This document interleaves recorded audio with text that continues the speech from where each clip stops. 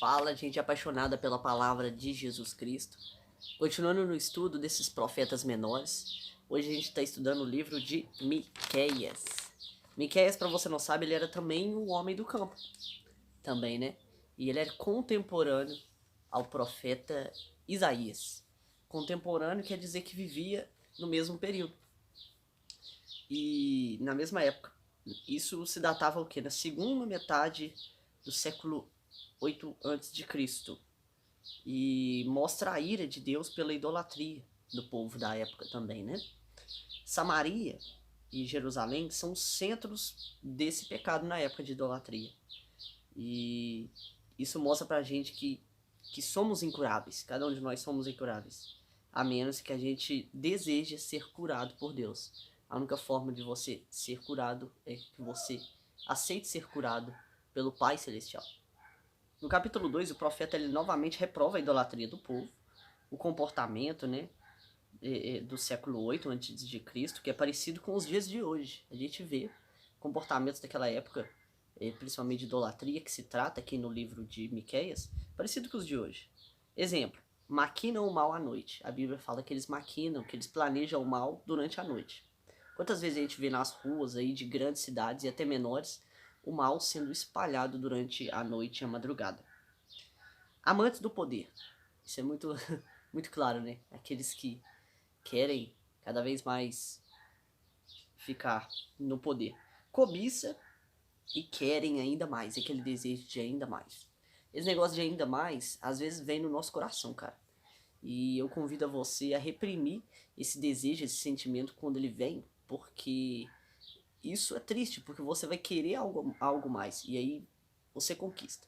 E aí você, quando conquista, você ainda quer algo mais, e aí você conquista. Aí você quer algo mais e conquista. Você nunca vai se sentir satisfeito. Então seja feliz com o que você tem, amém? É parte do processo. Um dia você vai ter mais, mas seja feliz enquanto você ainda tá com o que você tem agora, né? A quem muito é dado, muito é cobrado. E Deus confia pequenas coisas a nós para depois para nos dar coisas ainda maiores. Então a natureza humana não mudou nada. A gente vê aqui, né? Chega uma hora que fazer as coisas erradas é tão comum que fazer o bem chega a ser até esquisito, né? Tanto nessa época quanto nos dias de hoje, né? Então só a graça de Deus nos muda de tudo isso aí, cara. No capítulo 3, o profeta então ele condena a crueldade dos príncipes e a falsidade dos profetas da época. Os líderes, então aqui é uma crítica aos líderes, tanto políticos e governantes da época, quanto os líderes religiosos, os profetas da época, né? Que eles praticavam o mal na época. No versículo 3, fala que eles eram aproveitadores, que eles clamavam a Deus por medo, mas Deus não os ouvia, pois não havia mudança. Aqui é muito claro, no versículo 3 fala que Deus não os ouvia porque não havia mudança. Quando você continua caindo no mesmo erro, é fácil acreditar que Deus ele não perdoa nem a primeira vez que você pediu perdão lá, quando você falhou, se você continua caindo. Porque a Bíblia fala que Deus perdoa quando você se arrepende.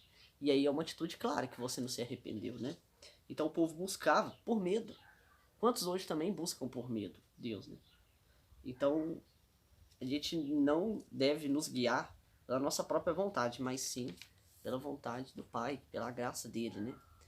Miqueias ele diz que as pessoas buscarão o Senhor, andarão nos seus caminhos, desfrutarão a liberdade dada pelo Senhor, né? No capítulo 5 fala do nascimento do Messias, de seu reino, sua conquista, né? Em Belém Éfrata, que quer dizer segurança de Deus por nós. Então as pessoas da época elas não entenderam. Elas achavam que era um reino assim militar e não de paz, esse Belém Éfrata, mas era um reino de segurança, de paz para aquele povo, para nós, né, aqui na terra mesmo. No capítulo 6 fala a controvérsia de Deus pela rebeldia do povo.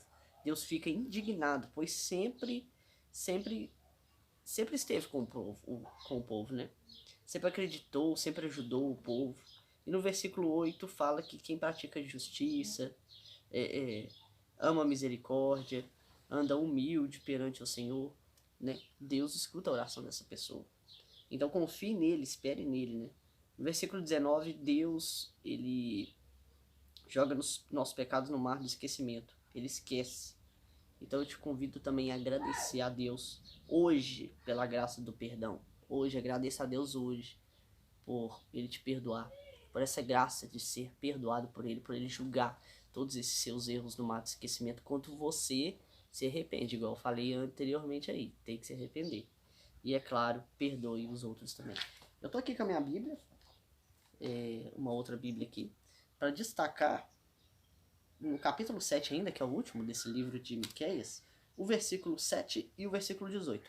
Capítulo 7, versículo 7 diz assim: Mas quanto a mim, ficarei atento ao Senhor, esperando em Deus, meu Salvador, pois o meu Deus me ouvirá. É igual eu te falei, ele vai te ouvir. E o outro versículo é o 18, capítulo 7, versículo 18, diz assim, ó: Quem é comparável a ti, ó Deus, que perdoa o pecado e esquece a transgressão do remanescente da sua herança? Tu, que não permaneces irados para sempre, mas tem prazer em mostrar seu amor. De novo terás compaixão de nós, pisará as nossas maldades e atirará os nossos pecados nas profundezas do mar. Aleluia, isso aqui é fantástico. Então Miqueias é um livro que o profeta ele clamou pelo povo, né? Para o povo poder abandonar essas velhas práticas e se arrepender genuinamente, que o Senhor estava ali, prestes a ouvir e prestes a esquecer toda a maldade deles. É um convite, né? E Deus ele sempre está ali te esperando na porta. Então não deixa ele esperando não. Vai lá correndo agradecer pelo perdão dele e pedir perdão para ele também. Amém? Deus te abençoe.